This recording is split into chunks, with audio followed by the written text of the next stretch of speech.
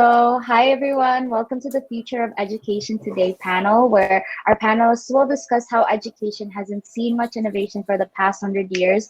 With the initiatives our panelists are part of, it will look radically different within the next 10. My name is Chloe, and I'm a design team member at C, introducing our panel today. First up, we have Carly Ho, who is our founder, who is a founder of Wave Learning Festival and the moderator of this panel. And we have Alison Adnani, degree program lead at Shopify, Amanda DoAmaral, who is the CEO at Fiveable, Indra Sofian, who is the co-founder, and Helen Huang, who will be joining us in a bit, the founder of Collab. So let's give them a virtual applause, and Carly, you can take it away from here.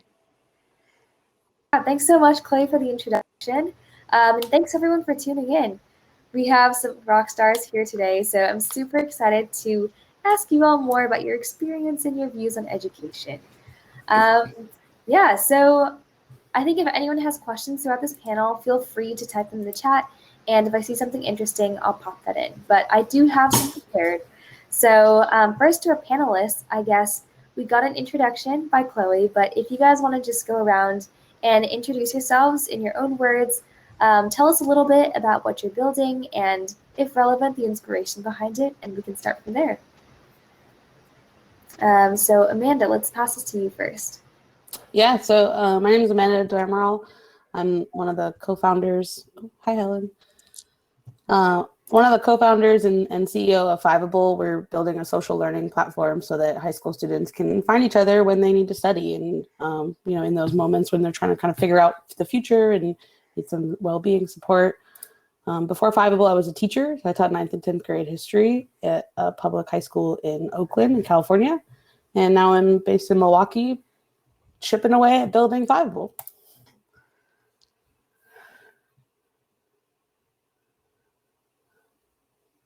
Thank you, Amanda. Alison, how about you? Sure. So I'm the program lead for Dev Degree at Shopify. Dev Degree is a work integrated learning program where our students take a computer science degree at one of our university partners and work part-time at Shopify. A couple of cool things about Dev Degree. We pay a salary and we cover tuition fees, which is pretty amazing. Our students get to work on 4 different development teams, and we have a 50-50 gender diversity in the program. Here, thank you. Indra? Hi everyone, my name is Indra, Chief Growth Officer of Source Schools. We're a live virtual project-based high school designed to accelerate towards their wildest dreams.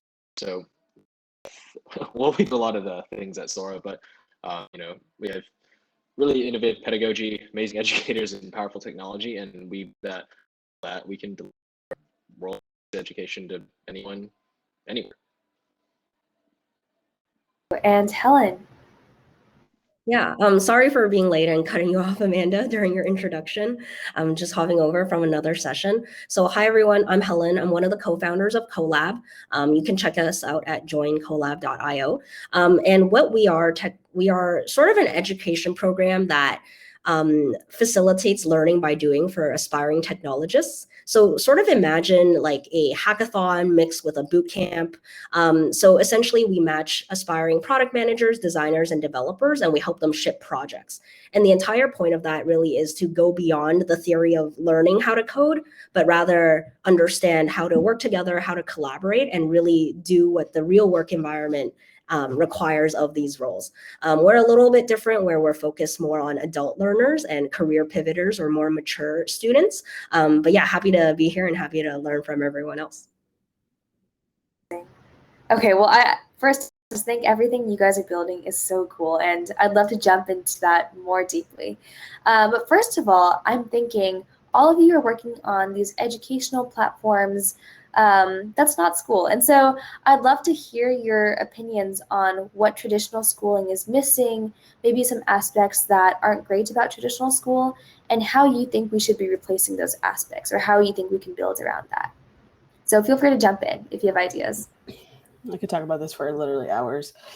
I think about this a lot. Like when I was teaching, I felt like the most frustrating thing at my school in particular was like the pace of innovation. Like my students who were in 9th and 10th grade, they needed everything. We didn't have enough books. It was too hot in my classroom. I physically could not get Chromebooks in my portable, which was just very solvable issues. And the school would constantly just be like, next year, later, we can't solve that right now. And it was frustrating because like you only get 9th grade once, you're only in 10th grade once. And so every time you're not getting what you need, it's going to create like a domino effect for you that is going to have an impact later on. And so I think the way that I think about like what is needed right now is sort of students to have like organizing power and the connection, like the power of community outside of the system. Because I think what we see is that within the system itself, the system is built to protect itself. Like it's not, the way that we invest money and we invest time and resources and the quality of teaching and all of the different aspects that go into what makes school is completely out of students' control. And I think a lot of times the students they need to know what they don't know, and they need to connect with each other in a way that they can like start to like realize like, wait, why isn't my school offering this class? Why isn't this teacher accredited? Like that was the thing that happened in my school. And so that's something that we've sort of like come at this by, is just like, what if we sort of just built student communities in a way that I don't see happening in schools, especially across schools. Like even within a district, you don't necessarily have the students at one school knowing the other students. And so that's the kind of thing that I'd really like to see change in the future, is just giving students more power in what happens at the school. Yeah, I think as with all, you mentioned, I don't think I don't have to really state how rigid and slow-moving traditional education is, or have to go into all that. We started SOAR because of our own frustrations with the traditional school system. And another thing I want to touch on with what gets wrong. Like for one, traditional curriculum, math, science, ELA, etc., is generally a certain sequence. So that means that basically everyone learns the same thing. That's just how it is. Allow any sort of customization really in most schools, even though students, well, not even every student, really everyone learns differently. We have styles, strengths, different goals, different ones, but the traditional system just the same. And that's obviously not great. That means that you basically regress towards them, which means that you serve this particular sliver of students pretty well. And that was out like basically there were other standard deviations of students that don't do well, which is most of them. And that's really not good. And at Sora, the reason why we started Sora and how we designed sort of basic model itself is to let students design their own curriculum based on their interests and what they want. And that's, I don't personally think that's actually that great of an innovation, but when I talk to parents, students, traditional schools, as it turns out, it very much is.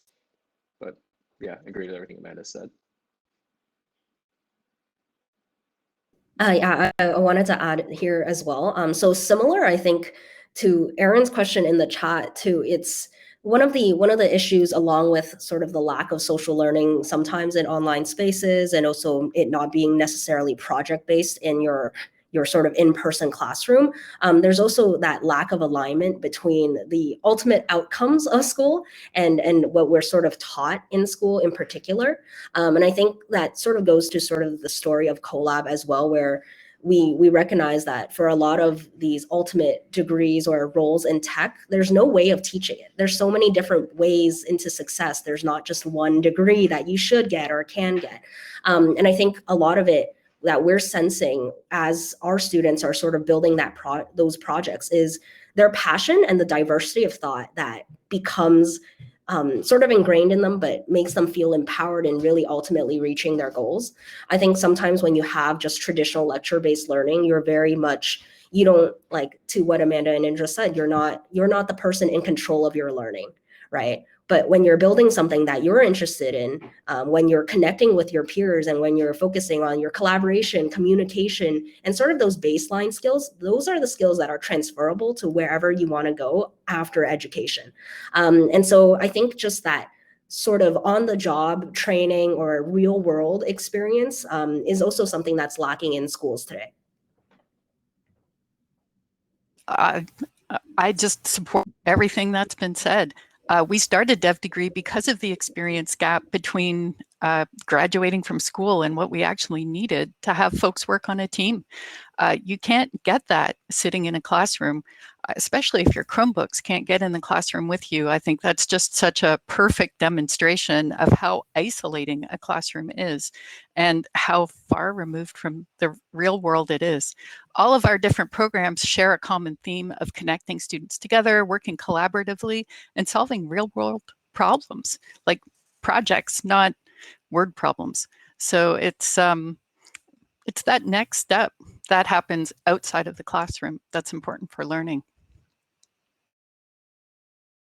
Awesome. Thanks everyone for your thoughts. What I'm hearing is some themes around connection for students, more personalization, more self-driven learning.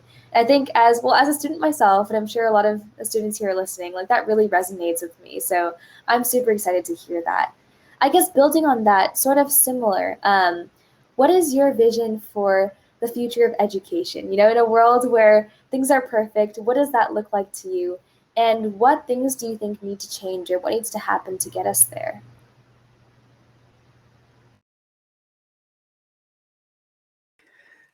I'll jump in. When I was thinking about the future of education, of course, I'm like a huge proponent of experiential learning. Learning doesn't happen at a desk. It happens when you try to apply something and work collaboratively to solve a problem. The other thing that I think a lot about when it comes to school is accessibility. There are so many different barriers to learning.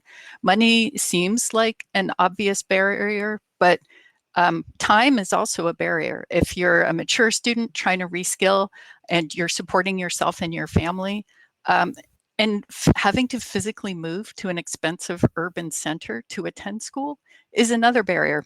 There's so many barriers to education that we've always taken for granted that I think it's time we really need to rethink some of those.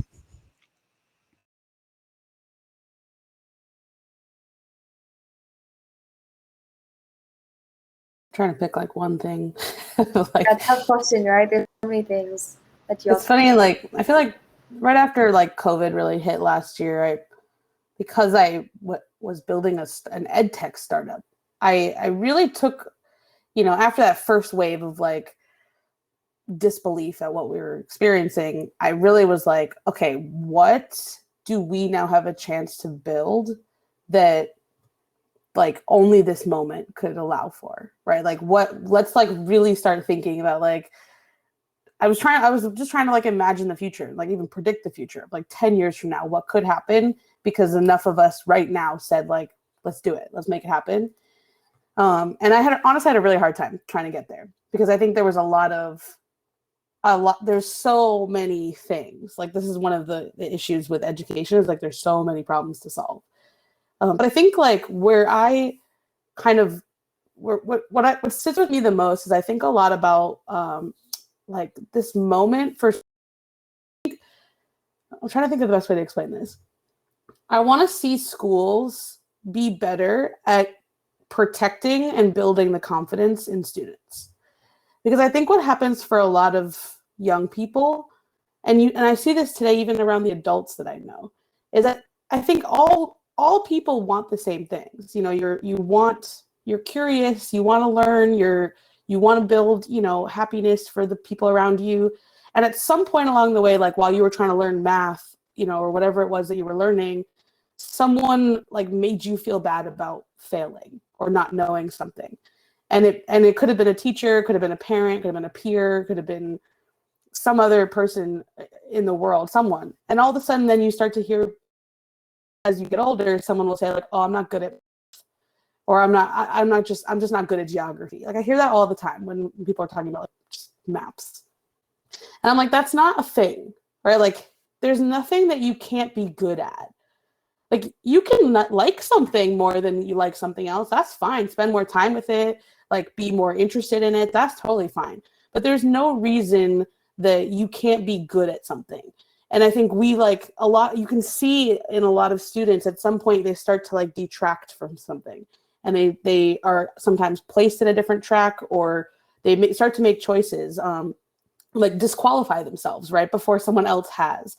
And so I think that's the thing that I'd like to see more. Like I want to, I want to be more project based, and I want to do all these different things. And accessibility is huge, but I want to be able to I want students to really be able to try things and not be afraid of them that are hard, and not be thinking automatically that you can't be in there, or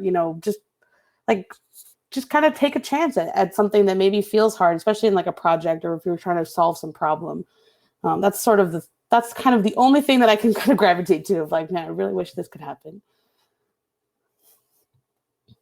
And that's, yeah, well said. Thank you, Amanda. Yeah, I think in general, it's that accessibility of personalized learning, and normalizing failure. That the normalizing failure part, I think, can come from instructors, but it can also come from sort of the activities that students do. And I think I also personally think about accessibility in a way that we are like lifelong learners. So very much pre-K to gray, and also geographically unburdened by sort of the barriers and living elsewhere or whatever. And I think ultimately, like, if we think about accessibility that way, in a way where anyone can choose sort of the modalities in which they learn and feel empowered doing so, I think that would be a great ideal. How we get there, all of us are doing things that walk towards it, so that's good. That's, it's tough because on one hand, you think about like the future of, almost, I usually speak in turn 12, in the context of that, like, on one hand, I like to be super idealistic and think, oh yes, 30, 40 years, I think I can't believe that's in whatever, half a century, like, we can really have schools that actually, care about students' well-being as opposed to just their test scores. There's lots of different reasons why, like, that's the case today anyways. I'd like that schools, teachers, more freedom in classrooms to make choices on what's best for their students. I'd like to think that students can have more choice in curriculum. I'm also somewhat realistic in the sense that I know that these traditional school systems are very, very, very slow to change. On one hand, it's a good thing. You just willing to change schools and millions of lives. In the eye. We experienced that to some degree in a very small scale at Sora. We'll make changes, and we've had to make some more slowly implement changes as we've grown. So on one hand, change can be lasting change. On the other hand, it's also tough because they're going to fight it all the way. Thank you all for your thoughts on that. I'm especially interested in this concept of accessibility, which I think all of you have mentioned, making sure that these high quality resources and alternative paths are available to every student. And so I'm curious to hear how you guys are thinking about getting your tools and platforms out to those who really need them most. And I think this also is a good place to tie in Erin's question about how you're thinking about monetization while balancing accessibility.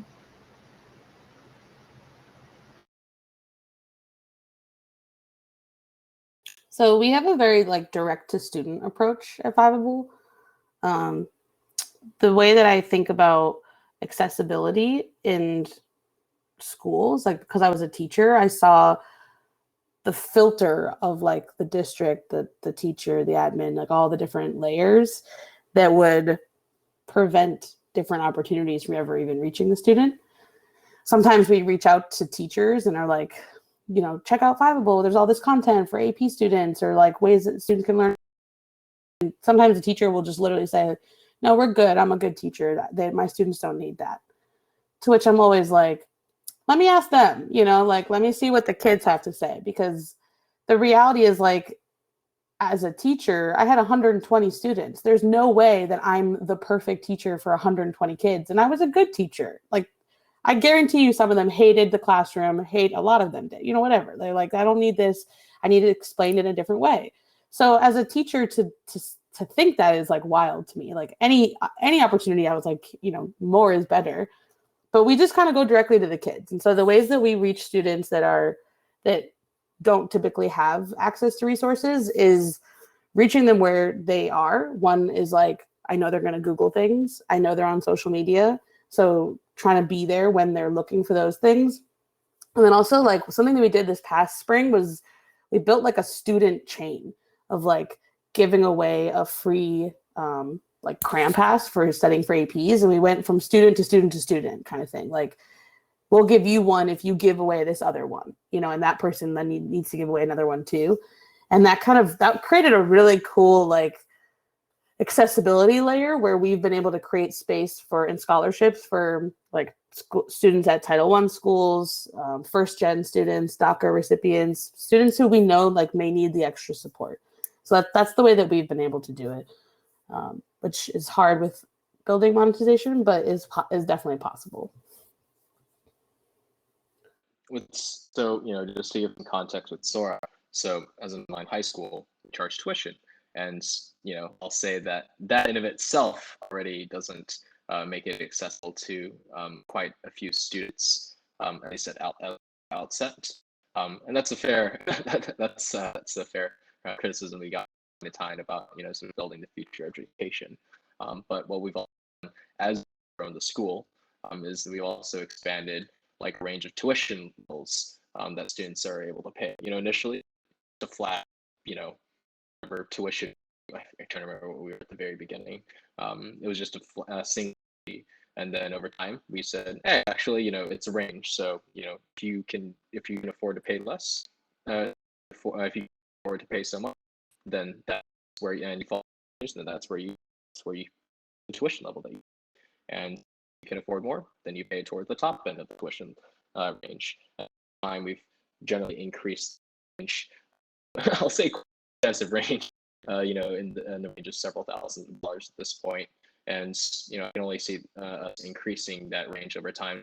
Actually, like we have a full end-to-end range from basically free to all the way to the top end of the tuition range. But that's just one like small way but just because like we're able to scale the school, and that's just good management of school resources, so to speak. There's lots of other exciting ways that we've also been exploring about basically funding the school. We've experimented a work study program, somewhat similar to Crystal Ray, a little anyways, with more thought. Cough, where students basically do internships and learn valuable real world, and basically allow them to go to the school. And other like interesting ways of funding the school, in Atlanta basically does like educational research, where basically teachers, school administrators, principals, and etc. will basically, and they pay basically go to work sessions in a school, and that funds the school and allows the students to. So there's lots of exciting ways to sort of think about how to make the school accessible from a socioeconomic standpoint. We could go on and on in conversation about like accessibility of educational tools, software, equipment, stuff like that. But that's just one part of it that I'm particularly excited about.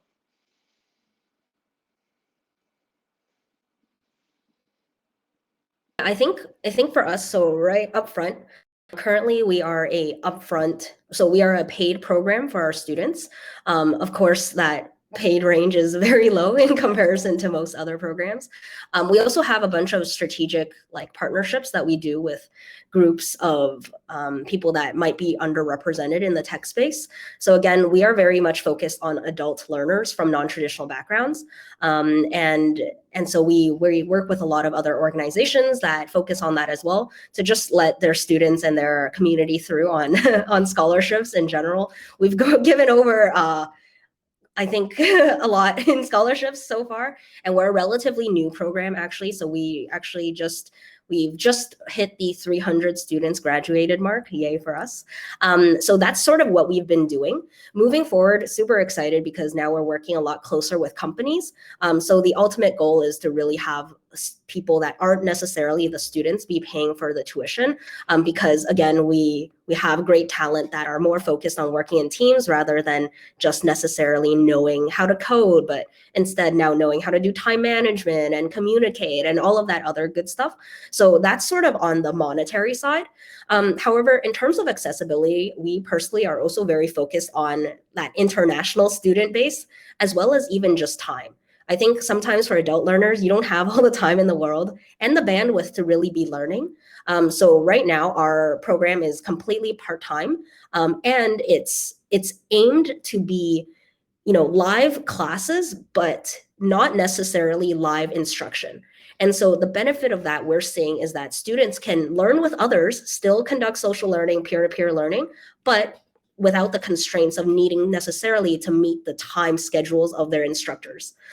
So we're seeing a lot of great impact with this right now because it's allowing people from completely different time zones to group up together to still sort of go through the program and get those core learnings, but isn't necessarily dictated to North American time frames and et cetera, et cetera. So I think that's the way that we're really thinking about accessibility, is that on a time-bound perspective, that is as accessible as an online course, but allows you to still learn with others and get that community feel. And then also simultaneously on the economic standpoint as well. It sounds like an amazing program, Helen. I'm so looking forward to learning more about it. At DevDegree, we've been in a pretty lucky position because it's Shopify's investment in disrupting education a little bit. We are, I think I mentioned our model where we pay a salary and cover the tuition for our students. And not everybody can do that. Not every company is going to put that investment in. But I would love to see more investment from industry into covering education costs. Ultimately, that's where we hire from, right? The UK has such an interesting model in their apprenticeship levy, where companies are taxed once they're above a certain payroll. And to get that tax back, they have to hire an apprentice. And they have great degree programs there where you can actually hire someone who's working on getting their computer science degree, and they can get that working for you. We don't have anything like that here in the US or Canada right now, but these kind of different education models are out there in the world, and we can learn from them.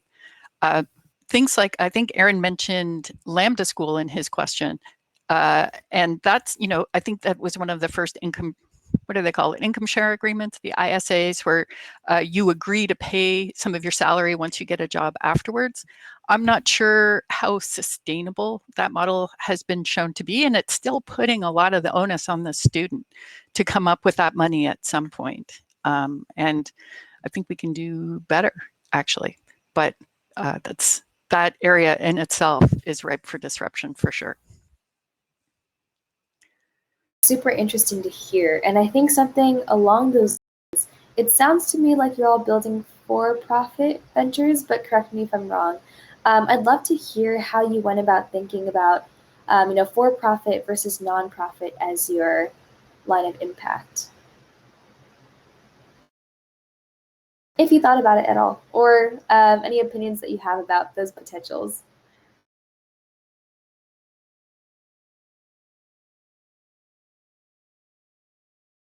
I know, I wasn't part of the, how are we going to start up DevDegree? And we're very much internal to Shopify, right? So Shopify is a for-profit company who happens to be doing pretty well and thinking about the future. We've been looking at all sorts of different schools with nonprofit and for-profit. And I think as long as it's sustainable, and the model works for you, there's so many different considerations. If you're a nonprofit school, you have to have a lot of partners and you're spending a lot of time getting grants and donations. So it's kind of about how you want to position yourself and where you want to spend your time. Yeah, and we so when we were starting the school, independent schools most commonly are nonprofit. You have like the local private school down the street thing, like pretty commonly nonprofit. For us, we didn't have a person owner to bankroll this, get it off the ground. Really.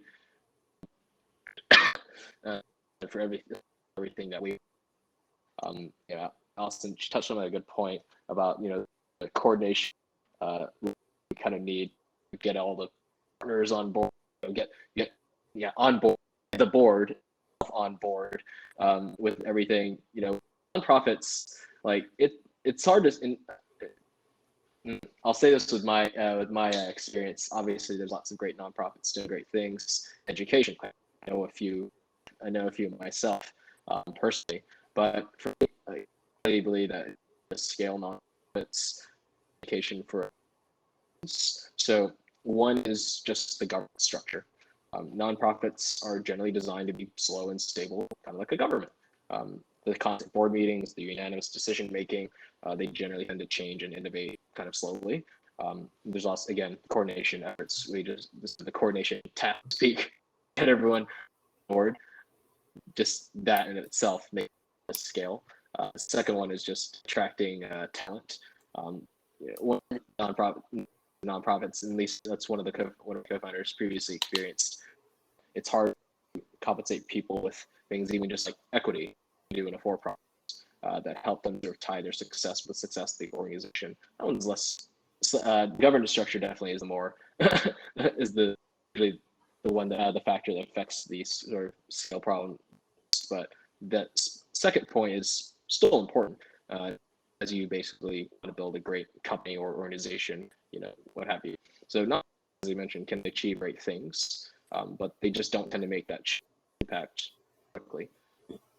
So my two cents. That's essentially what I was going to say. I think a lot of times people feel like nonprofits are where social impact happens. And I think a lot of, obviously, especially people in this room understand that social impact can very much happen from a for-profit standpoint as well. And when we divide those things, it doesn't put enough, it lets the business owners off, right? Because it's like, well, the nonprofits will solve that problem. We're going to solve a different problem. And so in building a for-profit, it also sort of kind of flips that system for us a little bit. It's challenging because it still is about you have to be able to either have enough capital to build things, right? Like that's just kind of the way it works. And so whether you're getting that from donors or a thing that you're selling or investors, like how you choose to tap into it, you still need to find it. And so I think that's the big thing for us. I think so. For me, I also wanted the scale, and I just wanted to move fast. And so that was a big reason why I honestly never even really considered the nonprofit route too much, because I felt like it was going to take forever. And so I just was like, I just want to reach the kids. Like, what can I do today to get this happening, get this moving? And so finding for me investors that kind of backed that and gave us the time and space to be able to do that. I think for us, we're a relatively new company, but definitely agree with in terms of the speed. I think it's very much about making income and then using that to make the impact that you want. I think where we're at, even just logistically, setting up a nonprofit is not easy. There's so many other hoops that you jump through, and so what was easiest to get set up and running, frankly, was a for-profit company. I do think that personally for CoLab, we're probably gonna think and consider about a B Corp, but that's also in the future. Not sure for now, but that's currently where we're at.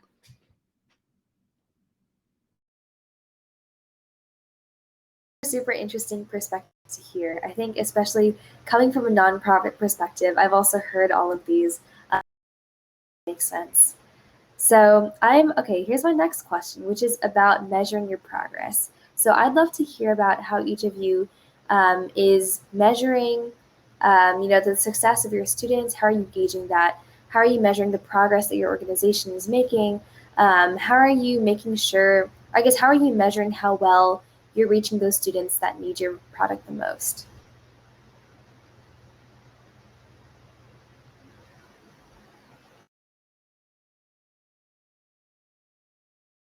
I'll jump in. And this is something I can talk forever about, so I'll try very hard to do it really briefly. The first perspective is, how do we measure the success of our students?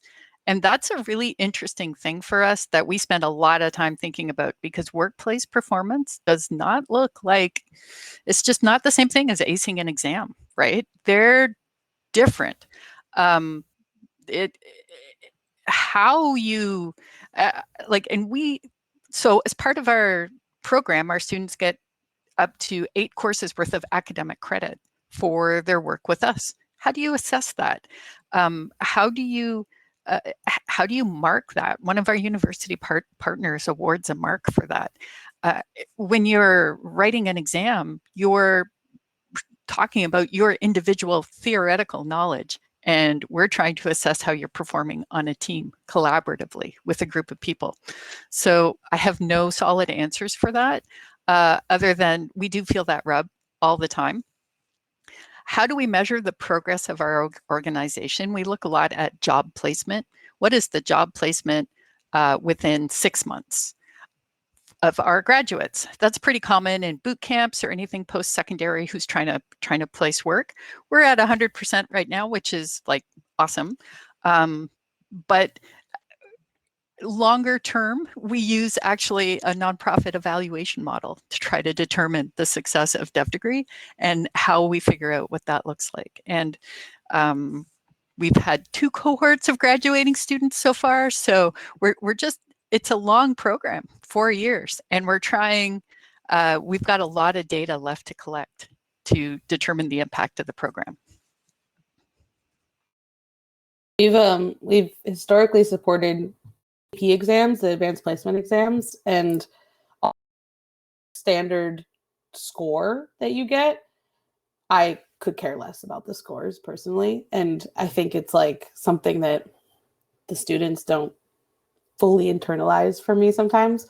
But there are so many ways that a student that gets a 1, which is the lowest score, actually grew and benefited a lot more than a student that got a 5. So even though we're called fiveable, it's more about the like growth mindset of it, of like, I could get a 5 on that. Like it's, so that kind of sticks back to like what I was talking about earlier about confidence. What I want to be able to track in students is that, how many students have we been able to get to even take an exam that they weren't going to take before, or apply for something that they weren't going to apply for, or even, you know, just putting themselves out there in a way that they wouldn't have earlier. That's the thing that I want to track the most, because I think that that's the key to like, are we actually making an impact on students? We have not quite figured it all out yet, but it is something that we're definitely working towards. Academically, I can talk a little bit about how we sort of measure things. So one of the benefits of being an online high school and having our own custom learning management system is that we're basically able to track and measure basically everything, academically anyways, that a student is doing, from writing ability to presentation skills, depth of understanding of every single academic standard, class engagement, attendance, et cetera, et cetera, et cetera. And that, you know, basically allows us to have a very, very good, basically how a student is actually doing at our school. You know, no one really falls into the crack because, you know, aside from talking with them every single week in faculty meetings, we also track everything at our school. And academically, we're measuring both knowledge, so just knowledge of academic standards, and sort of like a, you know, I could go on about our assessment system and curriculum. All that to say is basically we don't have traditional grades. We track on a mastery-based scale. It basically means that students have multiple opportunities to basically prove that they are, you know, that they know the standard, or they've mastered the skill or whatever. And that in itself is an innovation. But really, like what we're, you know, basically how what metrics do we use to sort of measure progress, like doing well, or are they not doing well? Like what is well for us? You know, one particular metric that's like a common one that we use to with our students is just learning pace. So basically, of all the things that you have to sort of learn in high school, like how much you have this amount of time to basically do it within this traditional sort of time scale, and basically you have your sort of learning pace. Like, are you on pace to basically graduate on time? Is one big one that students look at. go into a whole nother tangent about like social emotional learning, which of course is very important. But you know, within an academic setting, track a lot. Indra, what you could go on about what? Got cut off, so I'm curious to what you said. Yeah. Secret first, randomly. No. I was just gonna. It's all. I could go on a tangent about social emotional learning as well, which is something that we also track and pay a lot of attention with. You know, our sort of system of school counselors that we have at Sora, and the social emotional curriculum we're building. But you know, within the scope of this conversation, academically, that's what we track. Those are the metrics. Got it. Okay, cool. So for us, we sort of, there's two major sides of things we track. One is on, again, our main focus is on non-traditional talent and diverse talent. So on our end, we very much are focused on, so for example, right now, we also have a 50-50 women identifying, male identifying student base. We have over 70% people of color as well. And so that is something that we pay attention to on our admin side. And we're also a little bit different in that this is why in my intro, I wasn't like, hey, we're a school. And maybe, I guess, because, you know, from the traditional definition of it, I don't think that we are. So for example, we don't have any type of marks or anything like that. We are an 8-week program. And so we actually do literally ask people for confidence improvements. So that is something that we do ask them coming in and also leaving from the program. So how confident are you in your own skills? How confident are you working in a team? How confident are you shipping a product? And stuff like that as well. And the outcome of our program is, again, we match groups of 4 or 5, 1 PM, 1 designer, 2 or 3 developers. We match them into teams. And over the course of 8 weeks, we help them, you know, with mentorship. We give them these classes like I was referencing previously. And the outcome of it is sort of what we call a product pack. And so again, students are going to real companies sometimes, finding actual customers, and they're creating something for them. And so the outcome of it really is the thing that they've actually built and is most likely live. So we have a bunch of, like, for example, Chrome extensions. We've had a group previously work with a local nonprofit and create a mentoring type of platform for them. And all of that is live and continues to be used. And this is why I mentioned like that diversity of thought, because again, these are problems that, you know, lecturers or me and my co-founder Shafumi, we would never have come up with, right? But it's really about adopting the mindset and like the unique lived experiences that the students have, collaborating together, and then creating this thing that actually solves something for someone. And so ultimately the outcome is this shipped product that they have. And that's, I guess, sort of how we measure the completion of the program and engagement as well. Also throughout the program, we have like reflection pieces that people hand in. But again, none of that is marked. That's very much for their own learning to reflect on what it is that they've learned. And then I think the other key point of data that we do collect is how the team members think about one another. So how they actually get along within a team, what areas of feedback and recommendations they have for one another, and also what their mentors sort of leave them in terms of next steps and suggestions. And again, that is not marked either. We just sort of give it to them so that they have a resource. I think sometimes when you're in the real world, you know, you have 360 reviews and all of that good stuff, but all of it is not the same as if it was something in your own learning experience and being able to give peer reviews where ultimately the end goal is to come out of it stronger with greater team skills. Those are sort of the pieces that we collect and give out. But this is also why we're not a traditional school, because none of it really is marked. And it's much more about their confidence.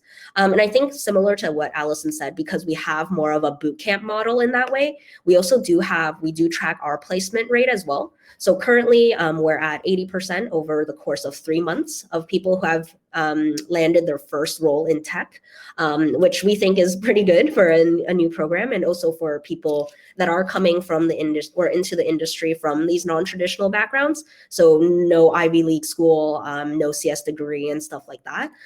So yeah, those are sort of the things that we measure. So cool to hear about. And I love that all of you are looking at these metrics that are non-traditional, you know, beyond test scores and beyond homework scores. I think that's so important. My next question, I'll give you a choice here. So your first option is what do you think is one big misconception that people have about anything in the space of education? And the other possibility is, what is one misconception that you had that you've kind of unlearned or discovered new truths to through working on your product? Maybe a little bit of a hard question, so take your time to think. Do we have to like this as a group, or are we picking? Oh, no. Just answer whatever you want, because I think all of you have so many cool insights now from thinking about education for so long, and I'd love to hear what you all have learned.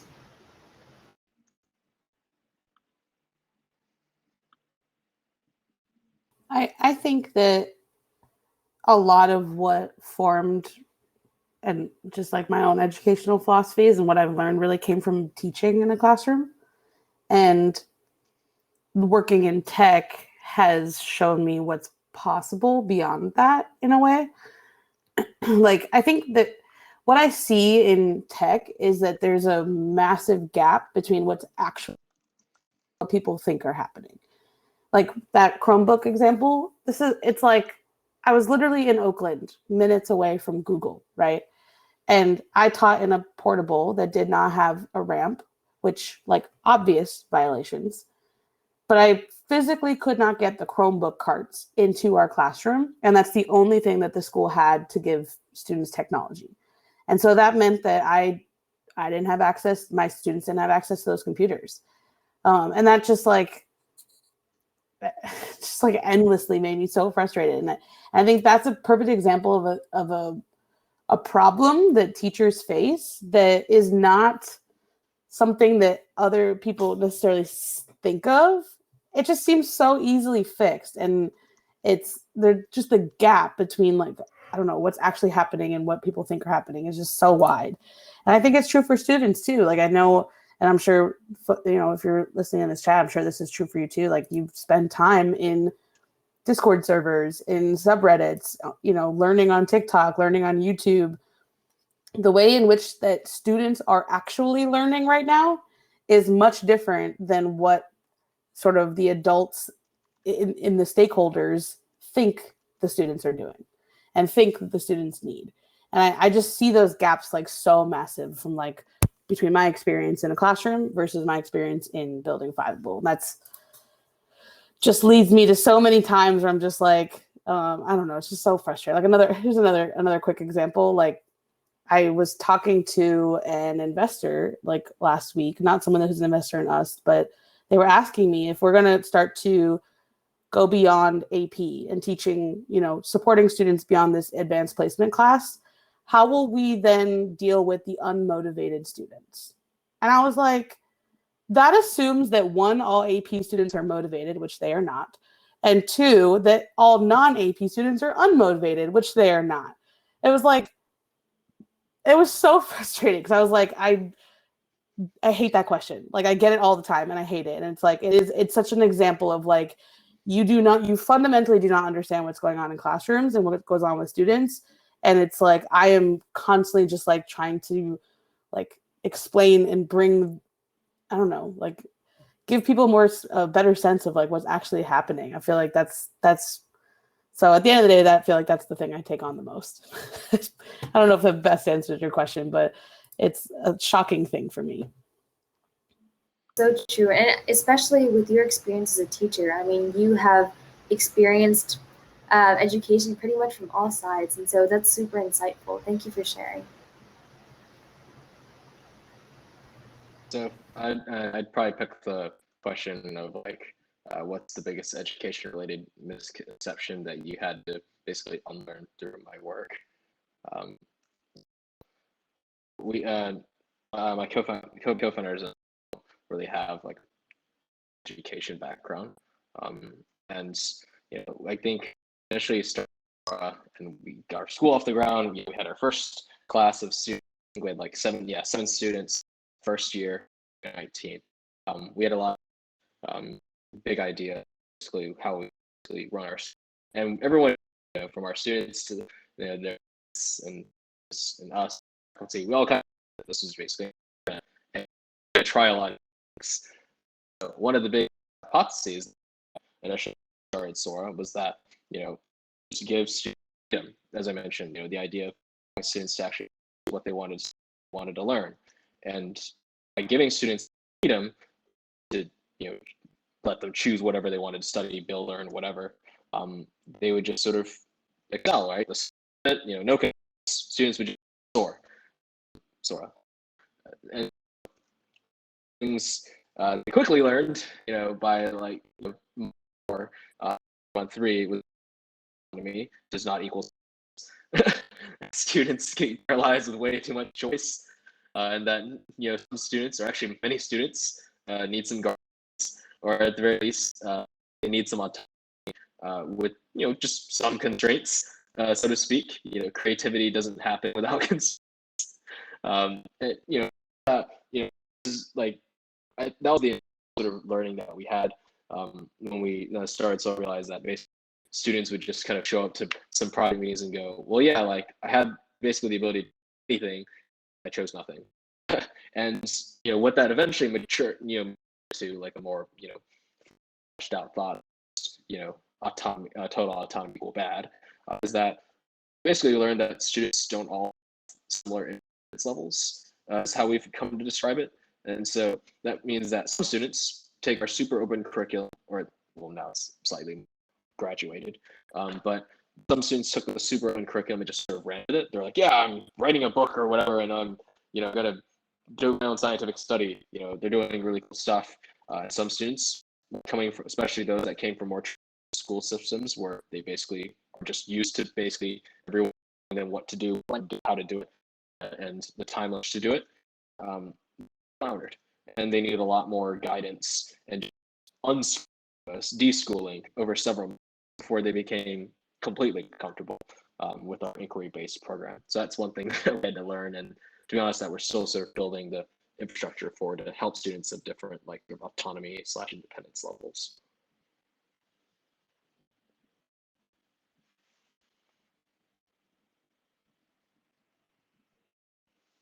Indra.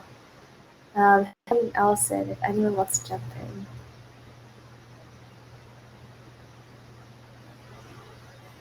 I'll jump in if I can finally got my mute button off.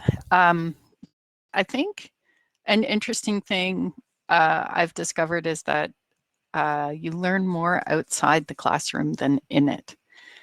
We always think that sitting in your lecture hall, listening to your prof, or sitting in your classroom, listening to your teacher is where you learn. But I don't think that's where the primary learning happens. I think it's trying to figure out how to work with your other students, how to collaborate together, how to get through the material that's presented is where the learning actually happens. As a college student, I have to say completely agree.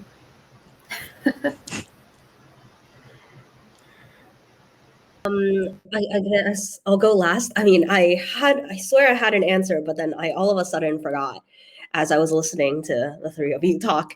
But I guess biggest misconception.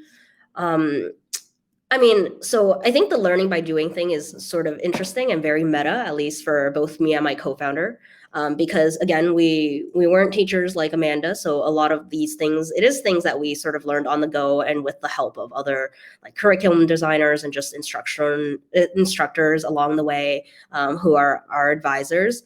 But I think, like sort of it speaks to also the speed at which a startup or a smaller company can move. And again, since we have a much shorter program, being able to continue to try out new things and experiment as we go and shift things and for the better as each iteration of our cohort goes through, I think that's been really beneficial. But yeah, I think this definitely has just been in general a very big learning experience for me, because it showed me all of the, first all of the science that backs up experimental learning, all of the science that backs up project-based learning, and also highlights that, at least for us, where we are really trying to bridge the gap between traditional schooling and also on-the-job experience, that there's nowhere that really is teaching you the soft skills. And even though for some of our students, they might have amazing hard skills, like amazing technical skills, it doesn't always translate. And so that I think has been an interesting space for both me and Shivumi, my co-founder, to consider. But yeah, I think that's been something that's interesting. Yeah, definitely. Thank you, Helen. Well, I think this might be a good end, actually, because we got to hear some final wise words from everyone, these incredible learnings from everyone. And so as we wrap up on this session, I just want to say a huge thank you again to each one of you for coming here today to share your thoughts with us. As someone who's super interested in learning about education and how we can make things better, I mean, I definitely learned so much just from hearing about your insights and your experience. And I hope that all the students who are here listening today also had a great experience. So yeah, once again, thank you so much. And I hope you all enjoy the rest of the conference. Have a great day, everyone.